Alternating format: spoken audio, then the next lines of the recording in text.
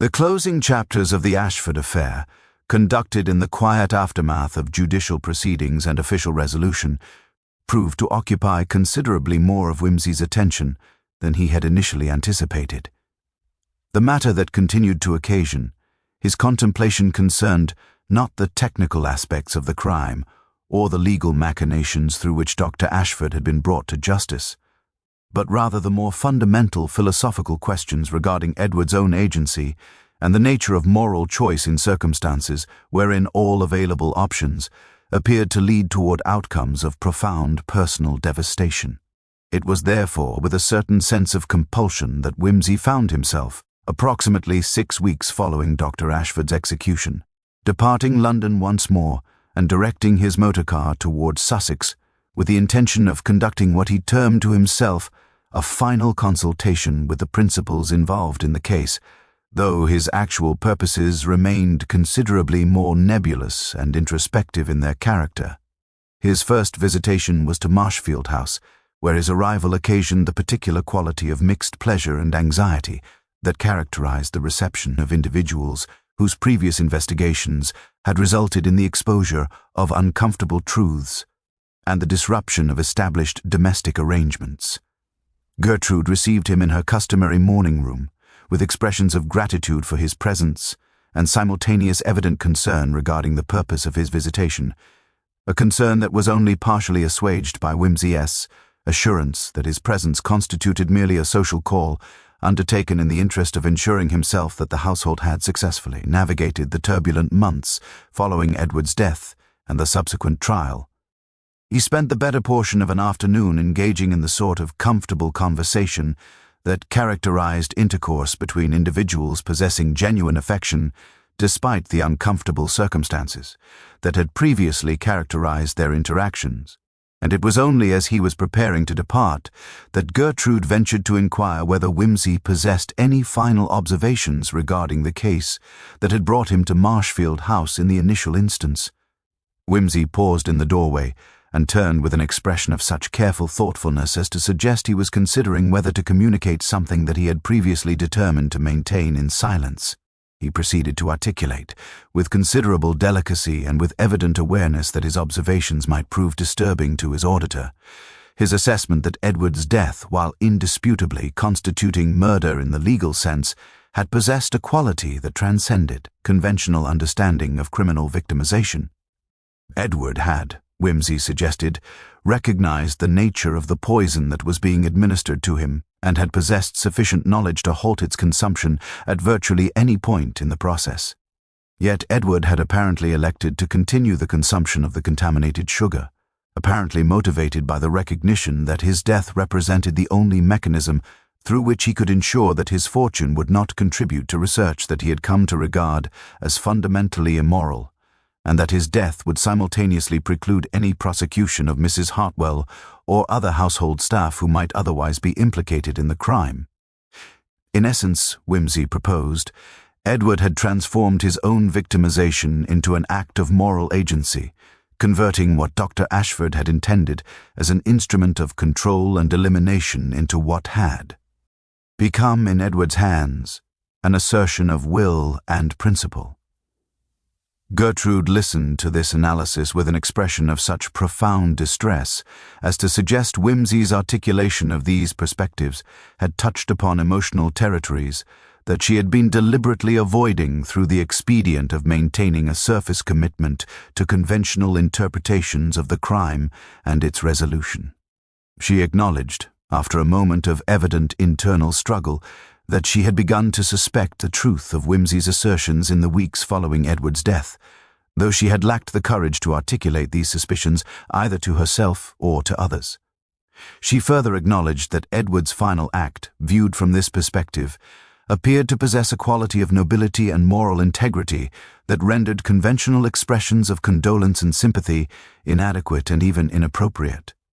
Wimsey assured her, with a gentleness that seemed to touch her profoundly, that Edward's choice, while representing a tragedy in the most fundamental sense of the term, had nonetheless constituted a genuine assertion of human agency and moral principle in circumstances wherein such assertion appeared to have been rendered impossible through the methodical exploitation of human vulnerability.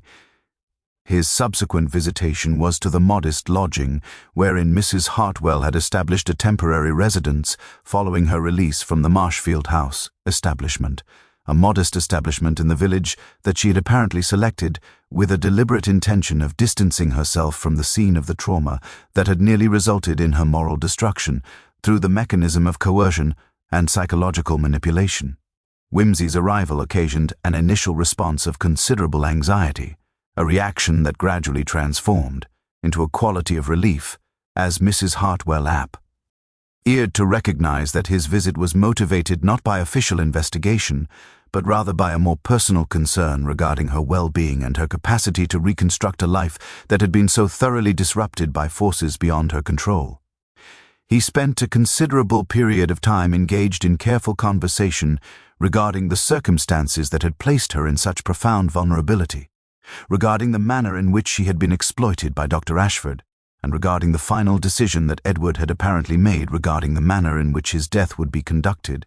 It was during this conversation that Whimsy revealed to Mrs. Hartwell, with appropriate caution and with evident awareness that such information might generate considerable emotional disturbance, the certainty that Edward had possessed knowledge of the contamination of the sugar and had apparently elected to continue its consumption with full awareness of the probable consequences. He further revealed that Edward appeared to have undertaken this choice precisely to protect Mrs. Hartwell from prosecution and to ensure that his death would constitute an act of moral statement rather than merely a crime committed against him by forces beyond his control. Mrs. Hartwell received this information with a quality of emotional response that transcended conventional articulation, her tears suggesting not merely grief regarding Edward's sacrifice, but also a profound recognition that Edward had, in his final act, effectively redeemed her from the moral corruption that had been threatened through her participation in the crime. She expressed, through faltering speech and evident emotional turbulence, her sense of profound gratitude toward Edward and her recognition that his death, while constituting an undeniable tragedy, had nonetheless achieved a form of transcendence through the manner in which it had been conducted. As Whimsy departed Sussex in the gathering dusk of an autumn evening, he found himself occupied with reflections upon the nature of moral agency and the manner in which individuals possessed of genuine principle might transform apparent victimization into genuine acts of choice and assertion. Dr. Ashford, for all his considerable sophistication and his meticulous planning, had fundamentally misunderstood the nature of the individual whom he had attempted to destroy. He had assumed that Edward, possessed of knowledge regarding the poison and recognizing the threat to his own existence, would necessarily choose self-preservation over the abstract principles that had motivated his withdrawal from Dr. Ashford's research. Dr. Ashford had failed to recognize that some individuals, possessed of sufficient moral integrity and philosophical conviction, might regard their own continued existence as less significant than the principles that governed their conduct and their legacy. In attempting to exploit Edward's vulnerability to achieve his own purposes, Dr. Ashford had inadvertently created the circumstances through which Edward had been able to assert a final and complete victory over the forces that had sought to destroy him. It was, Whimsy reflected with a quality of grim satisfaction, a fitting conclusion to a case that had demonstrated, with considerable clarity and considerable cost, the ultimate irrelevance of wickedness in the face of genuine moral principle and the capacity of the human spirit to achieve transcendence even in the face of deliberate and calculated destruction. The winter that followed Whimsy's final visits to Sussex proved to be one of exceptional severity, characterized by persistent snow and temperatures that seemed to conspire with the general meteorological indifference of the season to render London itself less a city than a landscape of grey stone and darker grey skies, through which figures moved with the deliberate purposefulness of individuals engaged in the mere maintenance of continued existence, rather than the pursuit of any genuine objective.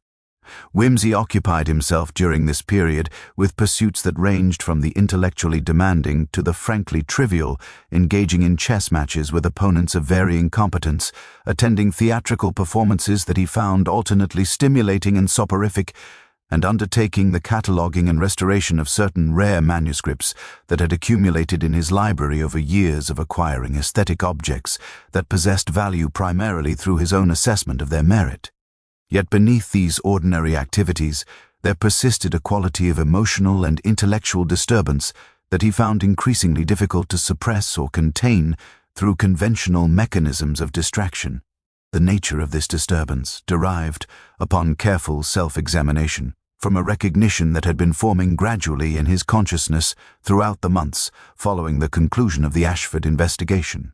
He had become possessed of a conviction, increasingly difficult to dismiss through the application of rational skepticism, that the case itself possessed a quality of incompleteness that transcended mere procedural oversight or investigative inadequacy. The question that continued to occupy his attention concerned whether Edward had genuinely possessed knowledge of the poison's presence in the sugar at the moment he had begun its consumption, or whether Edward had instead discovered the truth gradually as his physical deterioration had progressed, and had subsequently chosen to continue consumption with full awareness of the probable consequences. The distinction between these two possibilities might appear trivial to individuals concerned primarily with establishing culpability and pursuing justice through conventional legal mechanisms, yet it seemed to Whimsy to constitute a matter of considerable philosophical and psychological significance.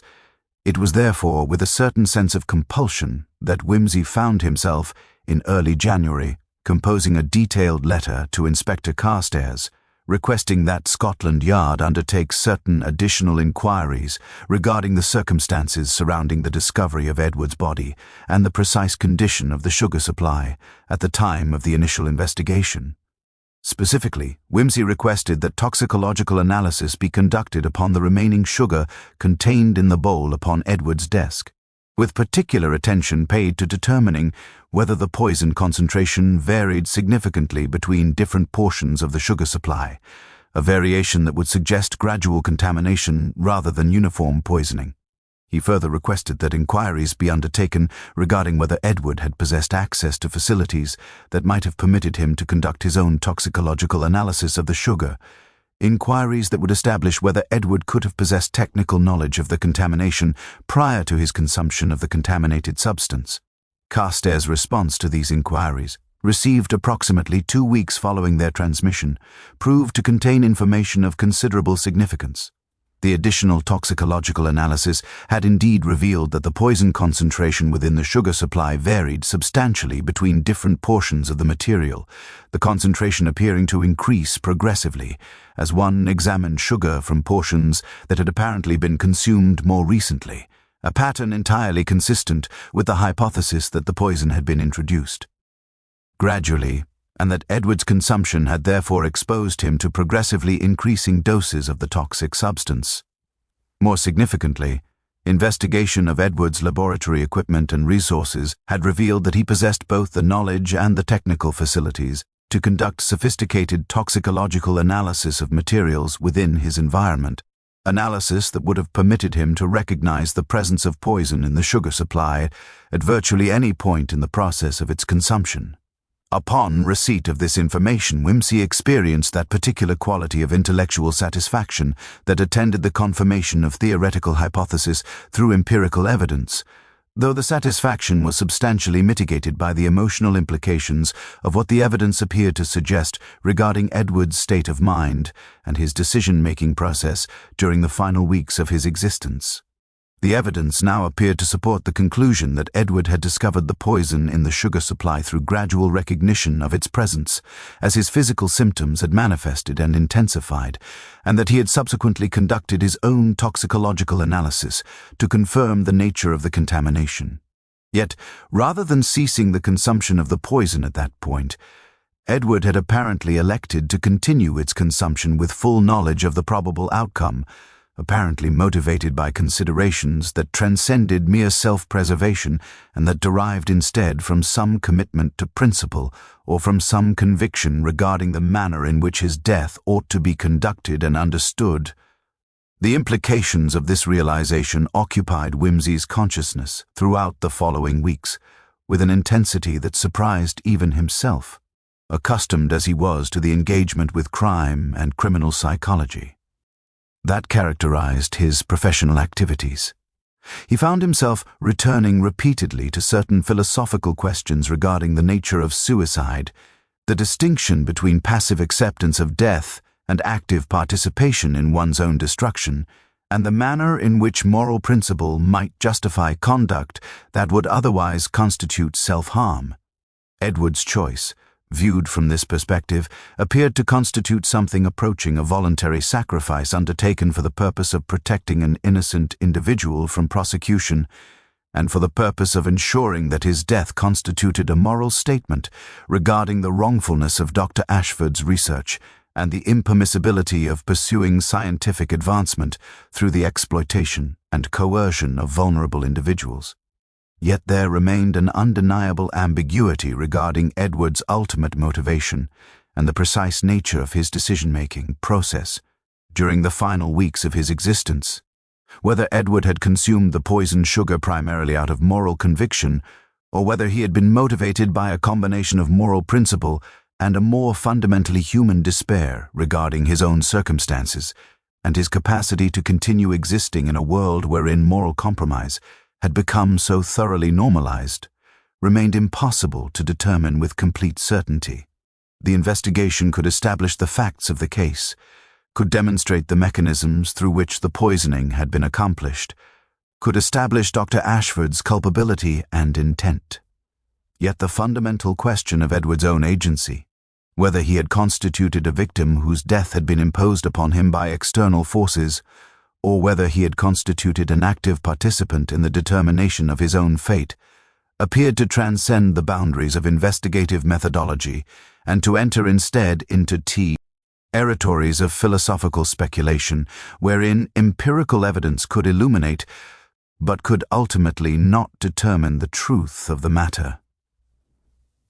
Wimsey's examination of the study having been completed to his satisfaction, he descended to the drawing-room where his cousin Gertrude was engaged in the performance of some needlework that appeared to involve embroidering what was either a particularly ambitious rendering of a rural landscape or an abstract composition suggesting that aesthetic principle had been comprehensively abandoned in favor of pursuing some form of purely personal artistic expression. He settled himself in a chair positioned at a calculated distance from the fire and requested, with studied casualness, that Gertrude provide him with a more detailed account of Edward's recent behavior and any unusual circumstances that might have attended his final weeks. Gertrude set down her needlework with visible relief, suggesting that she had been awaiting precisely this inquiry and had spent the intervening hours composing her response with the careful precision of one preparing testimony for judicial examination. Edward, she explained, had become increasingly withdrawn over the past 6 months, his behavior evolving from what she had initially regarded as mere eccentricity into something approaching obsession. He had begun taking his meals alone in his study, had requested that the household staff refrain from entering his room without explicit permission, and had instituted what Gertrude characterized as peculiar new routines that involved spending hours in the conservatory engaged in activities that remained utterly mysterious to everyone save himself. Most concerning of all, from Gertrude's perspective, was Edward's apparent deterioration of general health and spirits, manifesting in a progressive loss of interest in matters that had previously occupied his attention, and a tendency toward distraction and moodiness that had rendered him increasingly difficult to engage in ordinary conversation.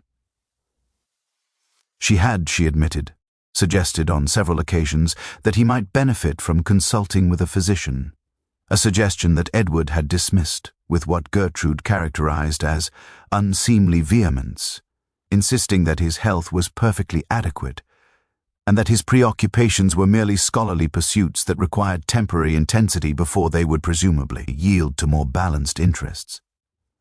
Whimsy inquired whether Edward had entertained any visitors during this period, and received in response an interesting detail.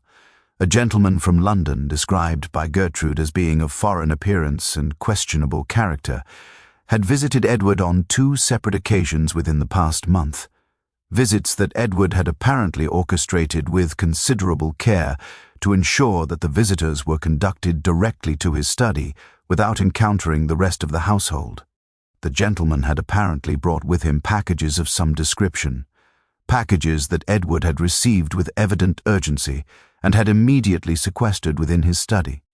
Gertrude had thought the entire affair decidedly suspicious, though she had refrained from direct inquiry regarding the nature of these transactions, partly out of respect for Edward's privacy, and partly, Whimsy suspected, out of a preference for remaining in ignorance of matters that might prove embarrassing or morally compromising.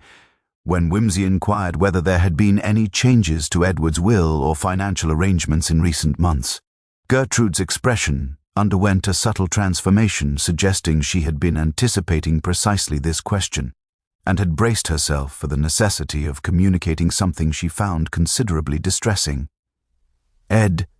Ward had indeed, approximately 3 months prior, executed a new will, a document that he had apparently prepared himself rather than engaging a solicitor, and which had been witnessed by 2 of the household servants whose understanding of legal formalities was, in Gertrude's opinion, entirely inadequate to their function.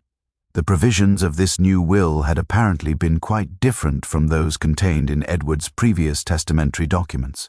Substantially the entire of his personal fortune, a sum of considerable magnitude derived from his late wife's family estate and accumulated through judicious investment, had been designated for bequest to a charitable institution devoted to the study of tropical botany, an arrangement that had struck Gertrude as evidence of either profound religious conversion or progressive mental deterioration, neither of which prospects she viewed with particular enthusiasm.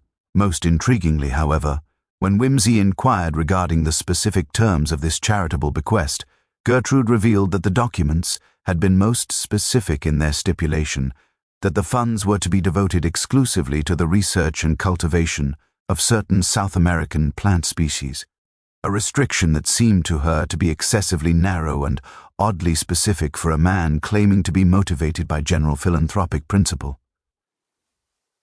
Furthermore, the institution in question was apparently quite small and relatively obscure, situated in London, and devoted to what appeared to be fairly specialized botanical research of a sort that did not necessarily align with what Gertrude characterized as respectable scientific endeavor.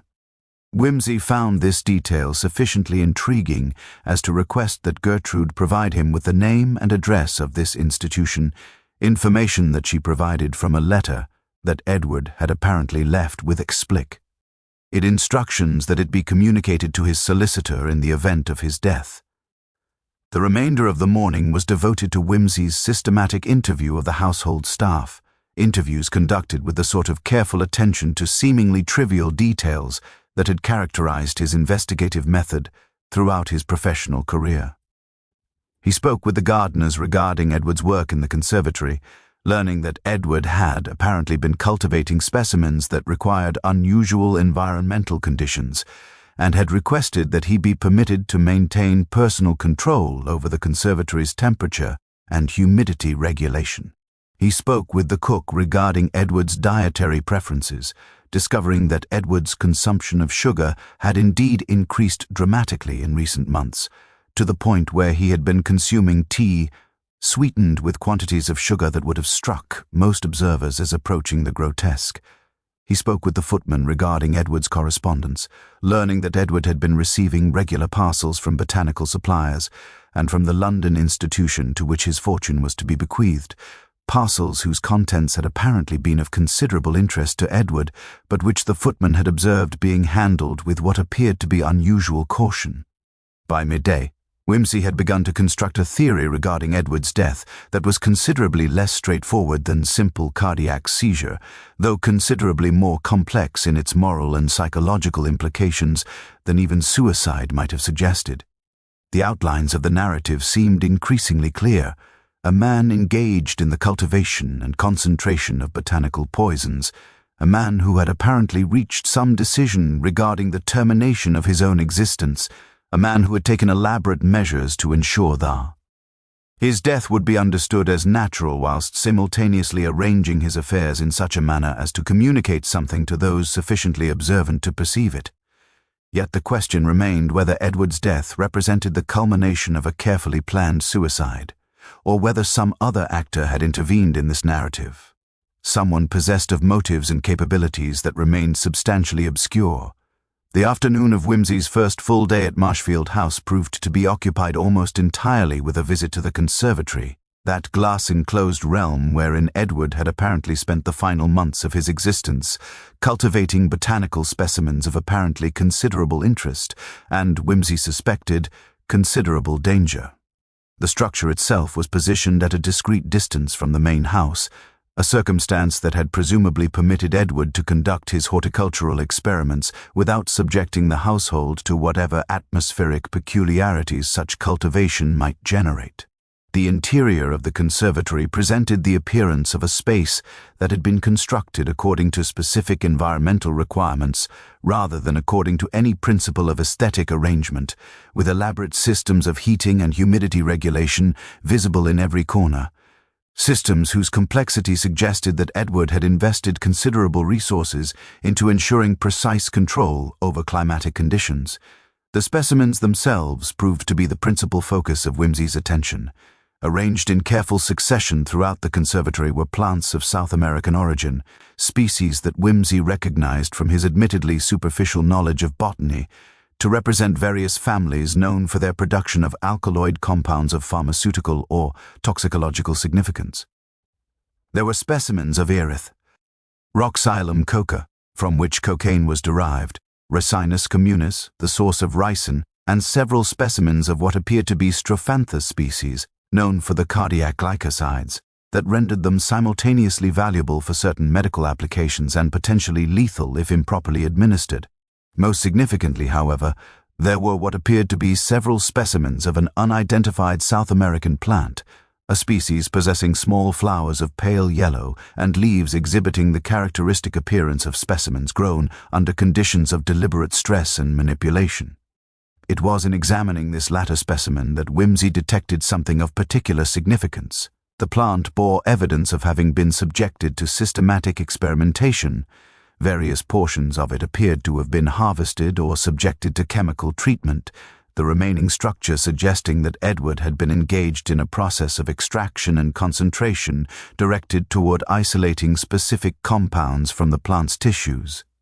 More tellingly, there were among the conservatory's contents numerous pieces of laboratory apparatus, distillation equipment, graduated vessels, filtering materials, arranged in configurations suggesting their employment in a systematic process of botanical extraction and refinement.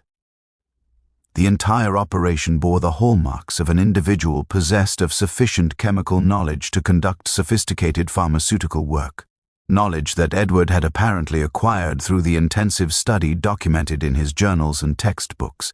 When Whimsy inquired regarding the identity of the unidentified plant specimen, the head gardener, an elderly man named Percival who possessed that particular combination of deference and territorial defensiveness characteristic of long-serving household staff, became noticeably uncomfortable, and I indicated that Mr. Ashford had been quite insistent that no one disturb the specimens or inquire regarding their specific identities. He had merely been instructed to maintain the temperature and humidity at precise specifications to ensure that certain of the specimens received specific lighting conditions and to permit Mr. Ashford absolute privacy regarding any activities he might undertake within the conservatory.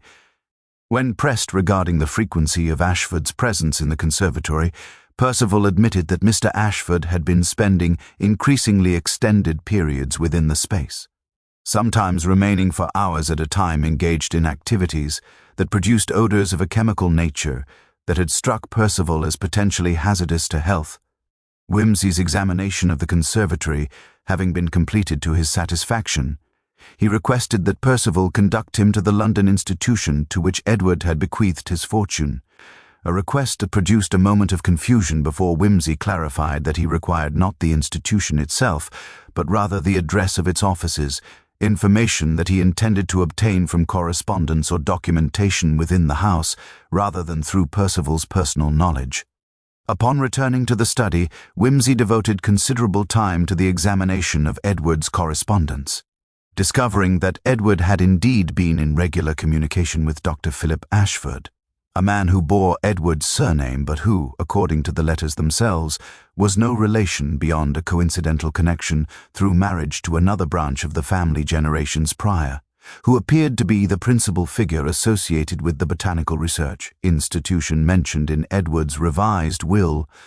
These letters proved to be of extraordinary significance.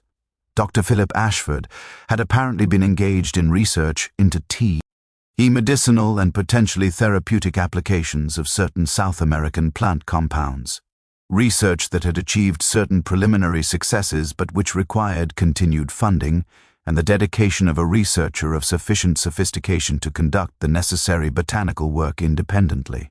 Edward's letters suggested that he had become increasingly interested in collaborating with Dr. Ashford in this research, offering his personal resources and his developing botanical expertise toward the pursuit of Dr. Ashford's investigations. Most significantly, however, the final letter in the correspondence, dated approximately 1 week prior to Edward's death, contained language suggesting that Edward had reached some decision regarding the termination of their collaboration and had indicated his intention to pursue a different course of action regarding both his fortune and his personal future. The letter itself was written in language of considerable circumspection, though Whimsy's practiced eye detected beneath its surface a subtext suggesting that Edward had discovered something regarding Dr. Ashford's research or intentions that had caused him to revise his assessment of the enterprise with which he had become associated. Edward had written, in language sufficiently oblique as to be nearly incomprehensible to anyone unfamiliar with the preceding correspondence, that he had come to believe that the application of this research might exceed the bounds of ethical propriety and that he could no longer in good conscience contribute to its advancement.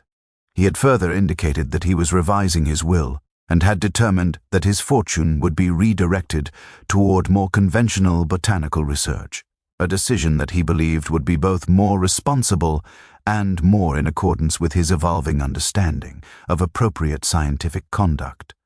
Upon reading this final letter, Whimsy experienced that particular sensation of intellectual illumination that attended the moment when previously disparate elements of an investigation suddenly cohered into comprehensible pattern. The question of whether Edward had committed suicide remained substantially unresolved, but the motivation for such an action, if action it had indeed been, was beginning to emerge from the accumulation of evidence with terrible clarity. Edward had apparently discovered that Dr. Ashford's research into botanical compounds possessed applications considerably more sinister than simple medical advancement, applications that might involve the development of toxins suitable for purposes considerably less noble than the treatment of disease. And having reached this realization, he had attempted to withdraw from the enterprise, whilst simultaneously ensuring that his fortune would not contribute to its continuation.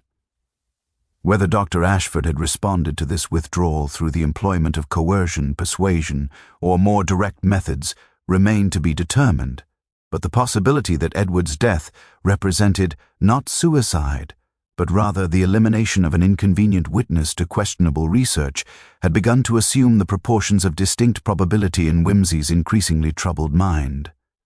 The evening of Whimsy's second day at Marshfield House proved to be one of considerable tension disguised beneath the careful maintenance of ordinary social convention, a tension that manifested primarily in the careful avoidance of substantive discussion regarding the circumstances of Edward's death and the circumstances that had precipitated Whimsy's arrival.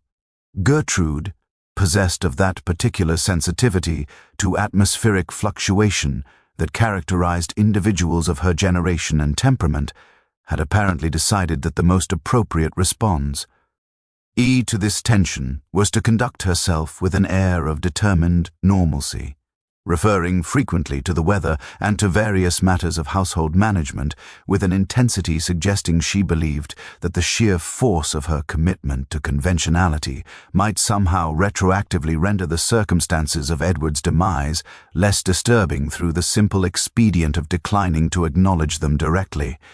It was therefore with a certain relief that Wimsey received, following dinner, a telephone call from Scotland Yard conveyed through the somewhat antiquated telephone apparatus that Marshfield House possessed, a device so ancient that conversation conducted through it required voices to be elevated to levels approximating normal speaking, thereby rendering any confidential discussion virtually impossible within hearing distance of more than perhaps 30 yards.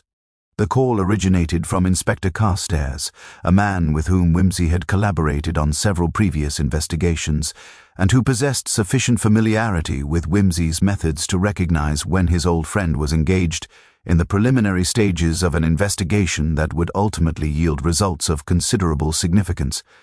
Carstairs conveyed the intelligence that the local physician's examination of Edward S. remains had been sufficiently superficial as to border upon professional negligence, and that a more comprehensive post-mortem examination conducted at Wimsey's request had revealed the presence of substantial quantities of a plant-derived alkaloid in Edward's tissues, an alkaloid that toxicological analysis suggested derived from a South American botanical source not commonly encountered in England.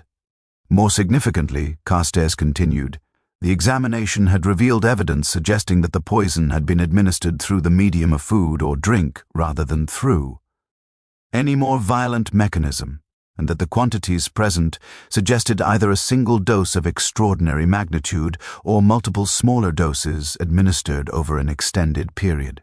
Furthermore, Carstairs explained, initial investigation into the identity and background of Dr. Philip Ashford had revealed certain matters of considerable interest. Dr. Ashford possessed a background in pharmacology and botanical chemistry, and had apparently been engaged for some years in research that, while ostensibly devoted to the investigation of medicinal compounds, had attracted the attention of intelligence services in several countries who harbored suspicions regarding the true nature and purpose of his work. He appeared to be engaged in the cultivation and concentration of plant-derived compounds of potentially significant toxicological properties, compounds that possessed obvious applications in areas considerably removed from legitimate pharmaceutical research. Most disturbing of all, Carstairs conveyed with audible hesitation, was the intelligence that Dr. Ashford had apparently vanished from his residence in London approximately 2 days prior to Edward's death, and had not been observed since that time. Certain individuals who appeared to possess official standing had inquired regarding his whereabouts at various establishments in London where he was known to frequent. Inquiries that suggested the interest in Dr. Ashford's movements extended beyond the ambit of ordinary criminal investigation. Wimsey listened to this intelligence with an expression of profound gravity and requested that Carstairs arrange for the discreet surveillance of certain individuals whom Wimsey suspected might possess knowledge regarding Dr. Ashford's current location or intentions. He further requested that Carstairs transmit to him any additional information regarding Edward's correspondence with Dr. Ashford, particularly any communications that might shed light upon the specific nature of the research that had been undertaken, and the reasons for which Edward had apparently elected to withdraw from that research. Upon the conclusion of this telephone conversation, Wimsey found himself possessed of a considerably more comprehensive understanding of the circumstances surrounding Edward's death, though this expanded understanding had paradoxically generated considerably more questions than it had answered. It was clear that Edward had become involved, through what appeared to have been a genuine interest in botanical research, with an individual engaged in work of potentially sinister implication. It was equally clear that Edward had reached some decision regarding the ethical propriety of this work, and had attempted to withdraw from it while simultaneously arranging that his fortune would not contribute to its continuation. The question that remained substantially unresolved was whether Edward's withdrawal had been permitted to occur unopposed, or whether Dr. Ashford had responded to the threat of financial deprivation through the expedient of eliminating the individual who represented that threat. Whimsy spent the remainder of the evening in his bedroom, engaged in the construction of a detailed timeline incorporating every piece of evidence that had been accumulated regarding Edward's final weeks and the circumstances attending his death.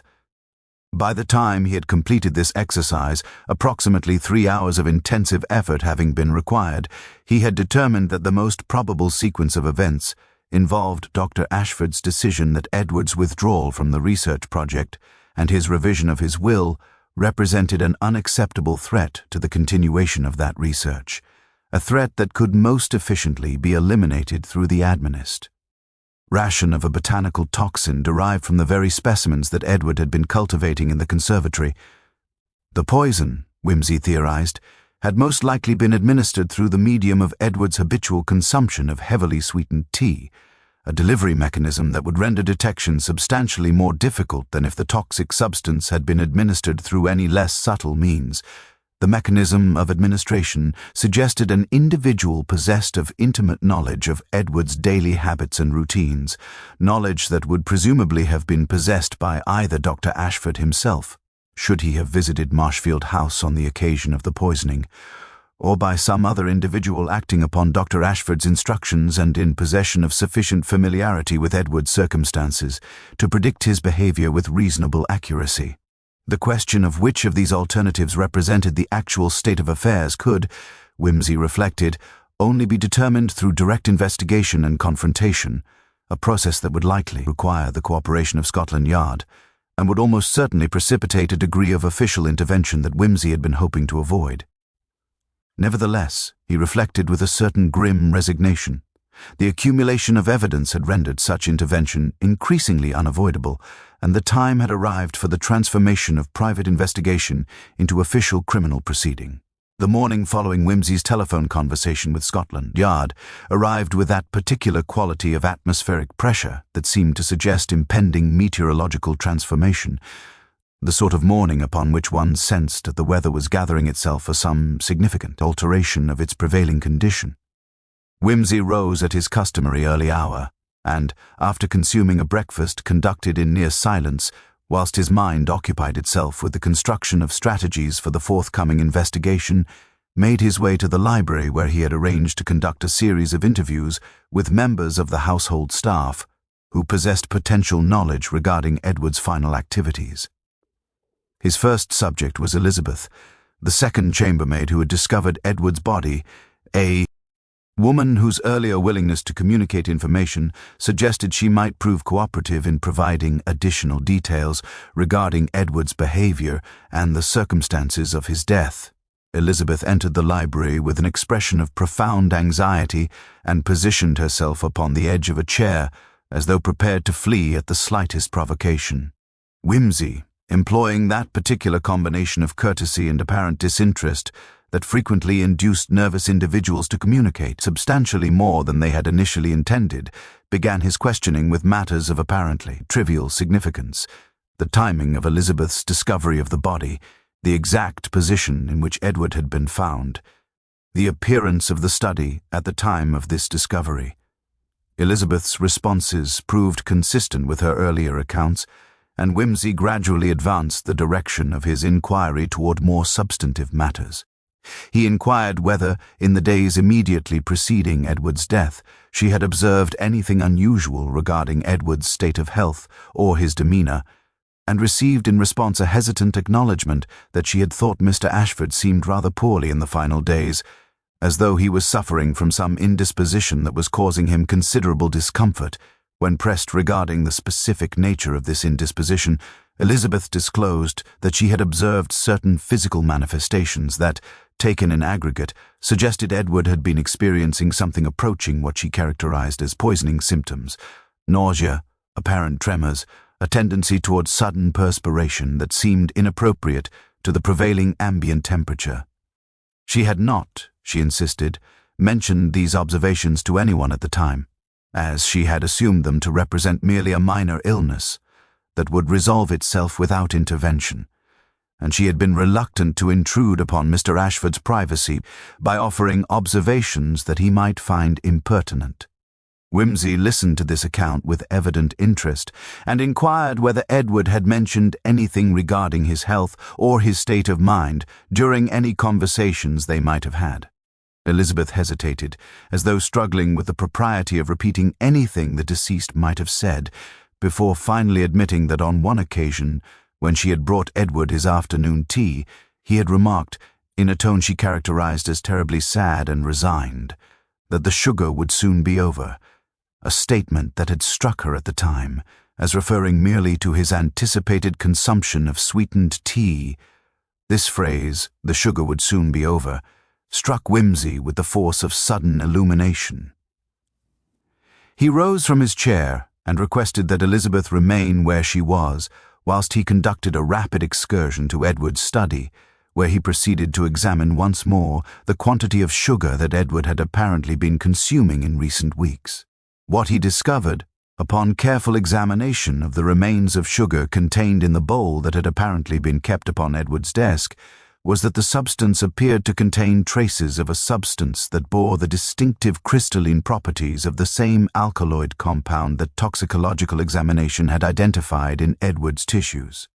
In other words, Whimsy realized with the force of sudden comprehension, Edward had apparently been deliberately consuming sugar contaminated with the very poison that had ultimately killed him, a circumstance suggesting that Edward had possessed knowledge of his own poisoning, and had, with full awareness of the consequences, continued to consume the contaminated substance with what appeared to be deliberate intentionality. Upon returning to the library and providing Elizabeth with her dismissal, Whimsy found himself forced to substantially revise his earlier theoretical reconstruction of the events surrounding Edward's death. The scenario he had previously constructed, wherein Dr. Ashford had administered poison through coercion or stealth, appeared to require fundamental modification. What the evidence now suggested was that Edward had possessed knowledge of the contamination of his sugar supply, had recognized it as containing the very substance upon which he had been conducting research, and had apparently elected to continue its consumption with full awareness of its toxicological properties. This possibility suggested that Edward's death represented not murder in the conventional sense, but rather a form of assisted suicide, a circumstance in which an individual possessed of sufficient knowledge to recognize poison when encountering it had nevertheless continued to consume it with deliberate intentionality. The implications of this realization were profound and deeply troubling. It suggested that Edward, upon discovering the true nature of Dr. Ashford's research and recognizing the ethical implications of his own involvement in that research, had determined that the most appropriate response was to terminate his own existence rather than permit his wealth to contribute to work he had come to regard as fundamentally immoral.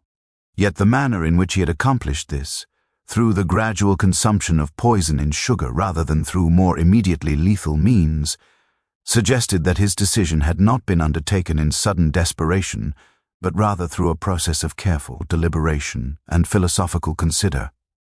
Whimsy found himself contemplating the possibility that Edward's death represented not a criminal act, but rather a form of moral statement, a means through which Edward had attempted to communicate both his recognition of the wrongfulness of Dr. Ashford's work and his refusal to permit that work to continue through the agency of his financial support. Nevertheless, Whimsy reflected with grim practicality. The question remained of how the contaminated sugar had come to be placed in Edward's possession, and how Edward had come to recognize its true nature. The answer to these questions, Whimsy suspected, would ultimately require the apprehension and interrogation of Dr. Ashford, a task that appeared to be becoming progressively more difficult as time elapsed, and the trail of the research chemist grew progressively colder. He placed a telephone call to Inspector Carstairs, conveying his revised understanding of Edward's death, and requesting that urgent inquiries be undertaken regarding Dr. Ashford's current whereabouts and any individuals who might possess knowledge regarding his movements or intentions. The afternoon of Whimsy's third day at Marshfield House brought unexpected developments of considerable significance, Developments that suggested the investigation had progressed beyond the stage of theoretical speculation into the realm of active intervention by forces considerably more official in their nature than Wimsey's personal inquiries might have suggested. A motor car bearing the insignia of Scotland Yard arrived at the parsonage with Inspector Carstairs seated in the passenger compartment, accompanied by two constables whose bearing suggested they possessed instructions of a nature requiring their immediate deployment upon whatever mission had been outlined to them. Carstairs greeted Wimsey with the particular quality of controlled urgency that attended situations wherein official investigation had achieved a level of momentum that could no longer be easily diverted or modulated according to preference.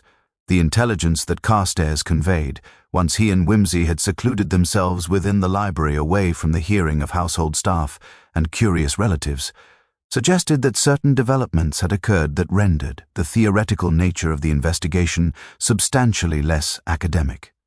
Dr. Philip Ashford had been located in a modest lodging establishment in Southwark, a location that had been identified through the Agency of Financial Inquiries regarding his banking activities and the tracking of certain purchases made at chemists and botanical suppliers in the immediate vicinity of his residence. Most significantly, however, upon the execution of a warrant and the entry into Dr. Ashford's chambers, investigators had discovered evidence suggesting that Dr. Ashford had been conducting research into plant-derived compounds of precisely the nature that Edward's correspondence had hinted at. Research that extended considerably beyond what might be regarded as legitimate pharmaceutical investigation. Among the items discovered in Dr. Ashford's residence were detailed notebooks containing accounts of experiments conducted upon various animal subjects, experiments designed to test the efficacy and lethality of several distinct botanical poisons. There were also supplies of the same botanical specimens that had been cultivated in Edward's conservatory, along with sophisticated laboratory equipment, suggesting that Dr. Ashford had been undertaking the process of extraction and concentration of active compounds from these specimens. Most significantly, there were letters and documents suggesting that Dr. Ashford had been in communication with various individuals of questionable character and unclear nationality, regarding the potential applications and commercial value of the poisons he had been developing. These communications suggested that Dr. Ashford's research had not been motivated primarily by scientific curiosity or legitimate pharmaceutical advancement, but rather by the prospect of financial remuneration for the development of substances possessing obvious applications in the elimination of individuals deemed inconvenient by persons or organizations willing to pay substantial sums for such services. Carstairs proceeded to explain, with the measured precision of one conveying information that he suspected would prove deeply disturbing to his auditor, that Dr. Ashford appeared to have become aware of the interest that official authorities possessed regarding his activities, and had apparently determined that flight represented the most appropriate response to this awareness. Inquiries conducted at ports and railway stations had revealed that an individual matching Dr. Ashford's description had purchased a passage on a vessel bound for continental Europe approximately 36 hours prior to the execution of the warrant for his apprehension. This timing suggested that Dr. Ashford had possessed foreknowledge of the official investigation and had taken measures to ensure his departure prior to the arrival of investigators. The source of this foreknowledge remained substantially unclear, though Carstairs expressed a quiet conviction that Dr. Ashford had possessed assistance from some quarter in obtaining intelligence regarding official intentions. Upon inquiry regarding whether any measures had been undertaken to intercept Dr. Ashford at the point of embarkation, Carstairs replied that such measures had been initiated but had apparently arrived too late to prevent Dr. Ashford's successful departure from English territorial waters. The vessel upon which he had embarked appeared to be bound for the Netherlands, a circumstance that suggested Dr. Ashford might be attempting to establish himself in a continental location from which he could continue his researches and his associations with those individuals who appeared to possess interest in acquiring the products of his expertise. International inquiries had been initiated through official channels, though the probability of securing Dr. Ashford's extradition and return to England for prosecution appeared decidedly uncertain given the complex nature of international law and the apparent sophistication of the network through which Dr. Ashford appeared to be operating. Nevertheless, Carstairs continued, the investigation had progressed to a point wherein official findings could be made regarding the circumstances of Edward's death and the culpability of various parties for his demise. While Dr. Ashford's flight precluded the possibility of conventional criminal prosecution in the immediate future, the accumulation of evidence, the contaminated sugar discovered in Edward's study, the botanical poison identified in Edward's tissues, the notebooks documenting Dr. Ashford's research and experimentation, the letters suggesting financial motive and premeditation, proved sufficiently compelling to establish that Dr. Ashford had deliberately introduced the poison into Edward's food supply with the intention of either compelling Edward's compliance through the threat of slow poisoning or, more probably, of eliminating Edward as an inconvenient witness to research that Dr. Ashford had determined must continue regardless of ethical considerations or the objections of individuals who had gained knowledge of its true nature. The question that remained, however, concerned the precise mechanism through which Dr. Ashford had accomplished the contamination of Edward's sugar supply and the means through which he had ensured that Edward would continue to consume the contaminated substance. This question, Carstairs explained with some delicacy, could apparently only be definitively answered through the interrogation of individuals within the household who might possess knowledge regarding the circumstances of the sugar's acquisition and placement. Wimsey understood immediately the implications of this statement and requested that Carstairs accompany him to the kitchen, where he intended to conduct an interview with the cook, an individual whose access to Edward's tea and sugar supply would have been absolute and whose knowledge of Edward's dietary habits would have been comprehensive. It was, Wimsey reflected, as he made his way toward the kitchen with Carstairs in attendance, a matter requiring considerable delicacy, as the individual responsible for the contamination of Edward's sugar supply might well have been acting under duress or under the influence of persuasive arguments regarding the justifiable nature of their participation in Edward's demise. Nevertheless, the accumulation of evidence had rendered such delicacy increasingly incompatible with the demands of justice, and the time had clearly arrived for the revelation of truths that had thus far remained concealed beneath the surface of ordinary household life. The kitchen of Marshfield House possessed that particular quality of controlled chaos that characterized the domain of a professional cook, possessed of considerable standards regarding the execution of culinary arts, combined with a staff of varying competence and commitment to those standards. The cook herself, a woman named Mrs. Eleanor Hartwell, who had apparently been in service at Marshfield House for some 20 years, received the unexpected visitation of Lord Peter Wimsey and Inspector Carstairs, with an expression suggesting she had been anticipating PR. Precisely such a visitation, though, had hoped to defer its occurrence indefinitely. She was a woman of perhaps 60 years, possessed of that particular combination of firmness and vulnerability that characterized individuals who had spent their entire lives in positions of responsibility whilst remaining ultimately subject to the authority of others. And when Wimsey inquired, with studied gentleness, whether she might spare a few moments to discuss certain matters regarding Mr. Ashford's recent consumption of sweetened tea, her face underwent a subtle transformation suggesting that the moment she had been dreading had finally arrived. The kitchen staff were dismissed at Wimsey's quiet instruction, and Mrs. Hartwell settled herself upon a chair with the posture of one preparing to undergo an ordeal of considerable intensity. Wimsey, recognizing that the woman was possessed of conscience and that the application of direct but sympathetic pressure was likely to prove more efficacious than conventional interrogation, began his questioning by inquiring not regarding her own actions, but rather regarding her observations of Mr. Ashford's behavior and apparent state of mind in recent weeks. Mrs. Hartwell responded to these initial questions with evident relief, indicating that she had observed Mr. Ashford to be increasingly distressed and that his consumption of heavily sweetened tea had appeared to constitute some form of compensatory behavior, as though he was attempting to sustain himself through the provision of excessive sweetness in the face of some profound interior bitterness. She had thought it peculiar, but had attributed it to the eccentricities of the gentleman rather than to any matter requiring investigation or intervention on her part. It was only when Whimsy pressed further regarding the specific occasions upon which she had prepared Mr. Ashford's tea and the nature of the sugar employed in its preparation that Mrs. Hartwell's composure began to falter. She admitted with obvious reluctance that, approximately 1 month prior to Mr. Ashford's death, a gentleman had visited the house and had, in what appeared to be a clandestine manner, provided her with a package of sugar with explicit instructions that this sugar be employed exclusively in the preparation of Mr. Ashford's tea.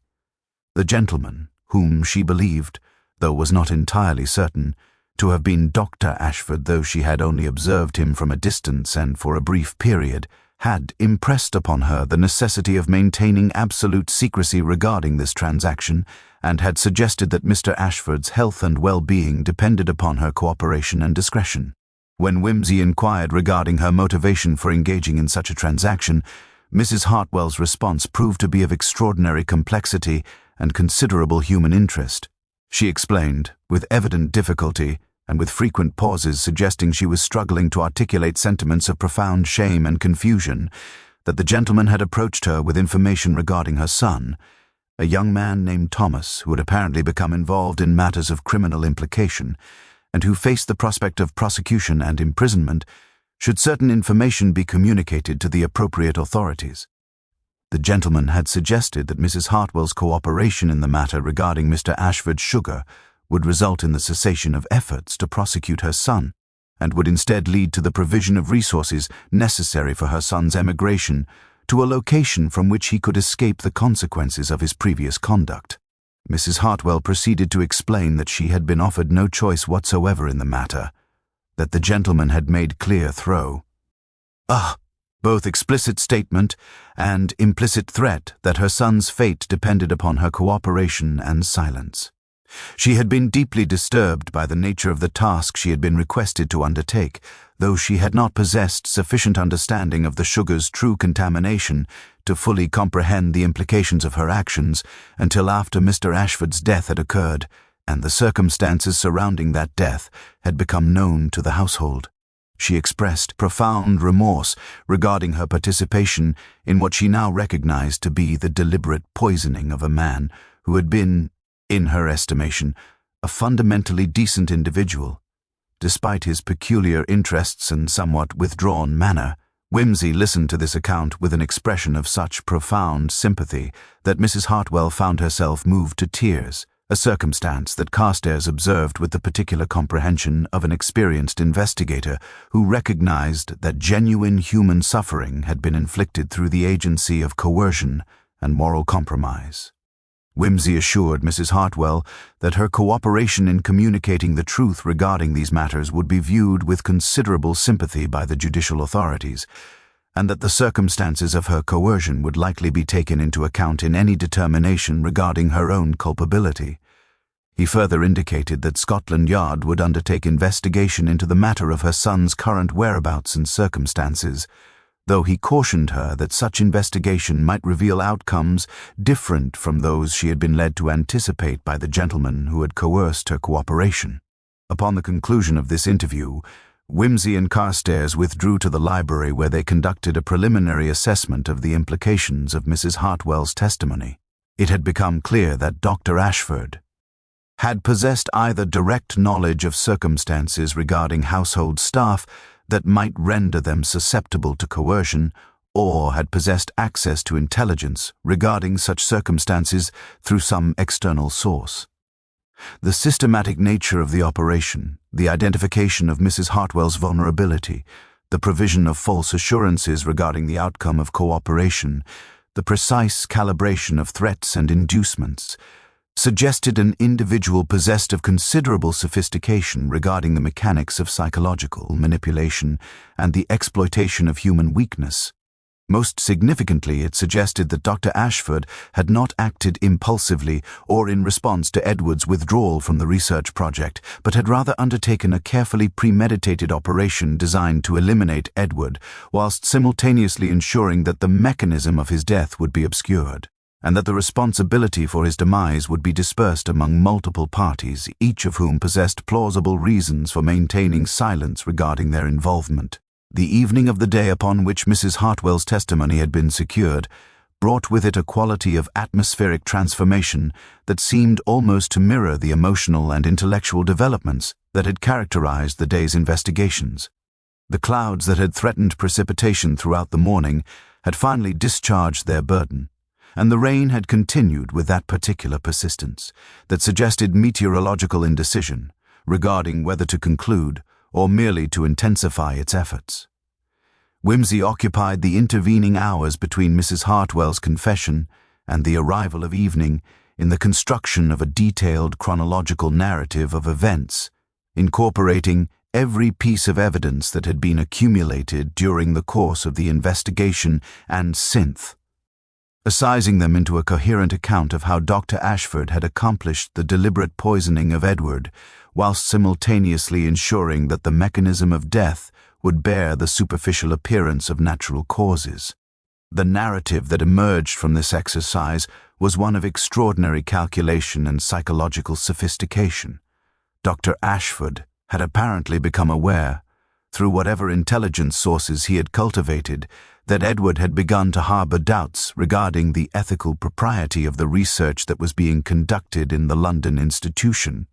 The contemplation of Edward's withdrawal from the enterprise and the revision of his will to redirect his considerable fortune away from the botanical research project represented a threat to the continuation of Dr. Ashford's work that could not be permitted to materialize. Rather than confronting Edward directly or attempting to persuade him to maintain his support, Dr. Ashford had undertaken a far more sophisticated operation. He had identified and investigated potential leverage points within the household, discovering in Mrs. Hartwell a woman possessed of family circumstances that rendered her vulnerable to precisely the form of coercion that Dr. Ashford intended to employ.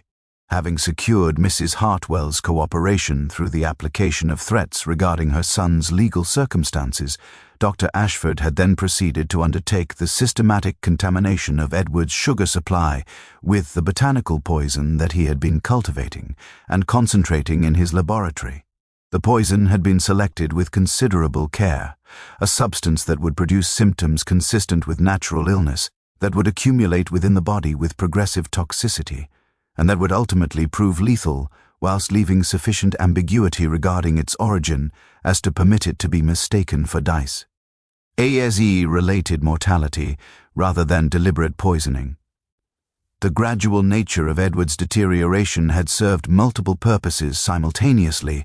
It had prevented Edward from recognizing the true nature of his circumstances with sufficient clarity to mount effective resistance or to communicate his suspicions to others before his deterioration had progressed to the point of incapacity, and it had provided temporal distance between the contamination of the sugar supply and Edward's ultimate death, thereby rendering the causal connection between Dr. Ashford's actions and the fatal outcome substantially more difficult to establish through conventional investigative means. Most cunningly of all, Dr. Ashford had relied upon Edward's own knowledge and intuition to complete the execution of the murder. He had apparently anticipated that an individual possessed of Edward's botanical expertise and chemical knowledge would eventually recognize the true nature of the contamination and would understand that continued consumption of the poisoned sugar would result in his death. Yet Dr. Ashford had apparently also possessed sufficient psychological insight to recognize that Edward, upon reaching this realization, would likely continue to consume the poison rather than expose the murder plot, both because such exposure would inevitably implicate Mrs. Hartwell and other household staff in the crime, and because Edward appeared to have reached some philosophical determination that his own continuation was incompatible with his newly acquired moral convictions regarding the wrongfulness of the research that Dr. Ashford was conducting. In essence, Dr. Ashford had transformed Edward's own conscience into the instrument of his destruction, relying upon Edward's recognition of the poison and his subsequent choice to continue its consumption as the mechanism through which the murder would be completed.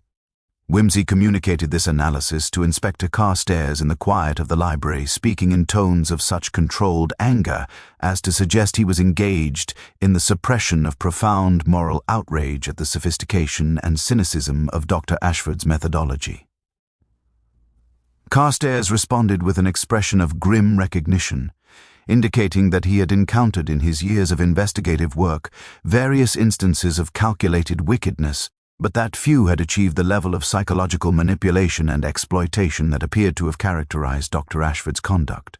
The particular genius of the crime, Carstairs observed, consisted in its reliance upon the victim's own moral integrity as the mechanism of his destruction, a circumstance that rendered it virtually impossible for Edward to protect himself without simultaneously compromising the integrity that constituted the very foundation of his resistance to the crime.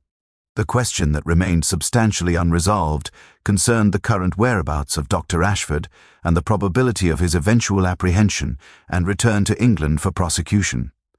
Carstairs indicated that international inquiries had been initiated and that cooperation from continental law enforcement authorities was being sought, though the probability of successful apprehension appeared decidedly uncertain given Dr. Ashford's apparent ability to secure passage to the Netherlands and his apparent possession of financial resources that would permit him to remain concealed from official investigation. Nevertheless, Carstairs assured Wimsey, the accumulation of evidence against Dr. Ashford was sufficiently comprehensive to permit the issuance of international warrants for his apprehension, and it was merely a matter of time before Dr. Ashford's elaborate schemes came to the attention of law enforcement authorities in whatever jurisdiction he had elected to establish himself. As evening progressed into night, Wimsey found himself seated in the library with a glass of brandy, contemplating with a quality of profound melancholy the manner in which human wickedness could achieve such sophistication and such comprehensive exploitation of human weakness and moral compromise. Edward's death, viewed from the perspective of conventional criminal justice, represented the successful execution of a carefully premeditated murder. Yet viewed from a different perspective, Edward's death appeared to represent something considerably more complex. An individual's choice to continue the consumption of poison rather than expose a mechanism of coercion that would have resulted in the destruction of an innocent woman. Whether such a choice represented moral heroism or moral abdication remained a matter upon which reasonable individuals might reasonably differ. Yet it seemed to Wimsey that Edward's final act possessed a quality of dignity and moral integrity that rendered the investigation of the crime surrounding his death an undertaking of genuine philosophical as well as legal significance. The final resolution of the Ashford case came not through the dramatic apprehension of Dr. Ashford in some continental location, but rather through the quiet machinery of international law enforcement and the patient accumulation of evidence that transformed theoretical possibility into established fact. 3 weeks following Wimsey's departure from Marshfield House, Inspector Carstairs transmitted intelligence indicating that Dr. Ashford had been located in Amsterdam, operating under an assumed name and conducting his botanical research through the agency of a small private laboratory ostensibly devoted to the production of medicinal compounds, but which appeared to function primarily as a facility for the concentration and refinement of plant-derived poisons for sale to individuals and organizations whose purposes remained substantially obscure, the Dutch authorities having been provided with comprehensive documentation regarding Dr. Ashford's activities in England and their connection to Edward's death, had undertaken the arrest of the fugitive researcher and had initiated proceedings regarding his extradition to face charges of murder in the English courts. The subsequent trial of Dr. Philip Ashford constituted one of the more remarkable criminal proceedings of the season, drawing considerable public attention through the combination of scientific sophistication, psychological manipulation, and ethical complexity that characterized every aspect of the case. The prosecution's case, constructed with meticulous precision through the cooperative efforts of Scotland Yard and Whimsy's preliminary investigations, proved sufficiently comprehensive and detailed as to render Dr. Ashford's defense essentially incoherent. The evidence presented established beyond reasonable doubt that Dr. Ashford had deliberately introduced botanical poison into Edward's food supply, that he had done so with explicit knowledge that such action would result in Edward's death, and that his motivation for this action derived from Edward's threat to withdraw financial support from Dr. Ashford's research and to redirect his considerable fortune toward more conventional botanical investigation. The jury required less than 3 hours of deliberation before returning with a verdict of guilty on the charge of murder, a verdict that appeared to affect Dr. Ashford with a quality of detachment suggesting he regarded the proceedings with the sort of philosophical indifference that characterized individuals who had long since abandoned connection with conventional moral or social structures. The sentencing phase of the trial proved to be considerably more dramatic than the conviction itself. Dr. Ashford, when afforded the opportunity to make a statement before the court, undertook a defense of his conduct that struck most observers as approaching the grotesque in its moral inversion and philosophical sophistry. He argued that his research represented work of genuine scientific significance, research that would ultimately contribute to the advancement of human knowledge and the expansion of pharmaceutical possibilities. He further argued that Edward's withdrawal from the enterprise and his threat to redirect financial resources away from the research represented an unjustifiable interference with scientific progress, and that his own actions, while technically constituting what the law termed murder, represented in reality the defense of intellectual and scientific freedom against the encroachments of those who lacked sufficient understanding to appreciate the true significance of his work. The judge, a man of considerable experience in criminal proceedings and possessed of what appeared to be unlimited patience for the articulation of moral nonsense, listened to this exposition with an expression of such profound disdain as to communicate clearly his assessment of Dr. Ashford's culpability and the utter inadequacy of any justification that Dr. Ashford might offer for his conduct. The sentence that was ultimately pronounced, death by hanging, to be carried out following the exhaustion of any appellate proceedings that Dr. Ashford might elect to pursue, was received by the defendant with an apparent equanimity, suggesting he regarded the prospect of his own execution with considerably less concern than he appeared to regard the prospect of his research being discontinued. He made no appeal, submitted no petition for clemency, and appeared to pass the intervening months between conviction and execution in a state of philosophical detachment that prison officials characterized as approaching serenity. It seemed to observers that Dr. Ashford had achieved some form of intellectual reconciliation with his own mortality, viewing his execution not as a tragedy, but rather as an inevitable consequence of his commitment to principles he regarded as transcending the conventional structures of law and morality.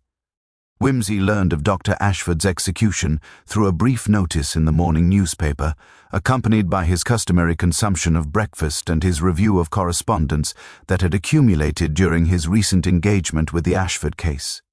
He reflected upon the manner in which the investigation had progressed from preliminary confusion through systematic revelation toward final judicial resolution, reflecting as well upon the peculiar nature of the crime and the complex moral and philosophical questions that it had generated.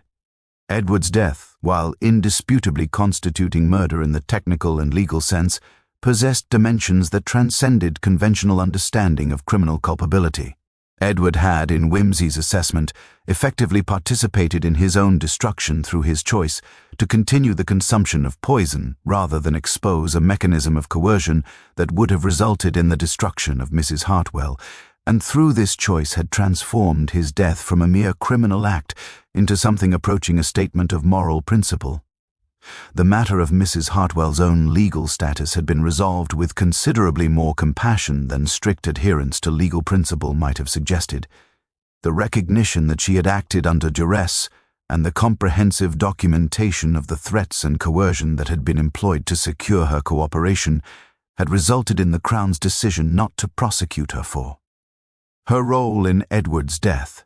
She had been permitted to continue in her employment at Marshfield House, where Gertrude had taken her under something approaching protective custody, seemingly determined to ensure that Mrs. Hartwell's cooperation with official justice should not result in the destruction of the life that she had constructed through decades of service. As for Mrs. Hartwell's son Thomas, subsequent investigation by Scotland Yard had revealed that the threats regarding his legal circumstances had been entirely fabricated, that no actual criminal charges existed against him, and that he had been living unaware of the extent to which his mother had been terrorized and manipulated through false claims regarding his supposed legal jeopardy. Wimsey set down his newspaper with a quality of controlled anger at the casual brutality through which Dr. Ashford had exploited legitimate human fear and parental devotion to accomplish his own purposes. He rose from his chair and made his way to his study, where he composed a brief note to Carstairs expressing his satisfaction with the investigation's conclusion and his appreciation for the inspector's thorough and methodical conduct of the official aspects of the case. He then settled himself with a volume of classical philosophy and a glass of particularly excellent Burgundy, contemplating as he read the manner in which human wickedness frequently achieved its most comprehensive and devastating effects, not through crude violence, but through the systematic exploitation of human vulnerability and moral compromise.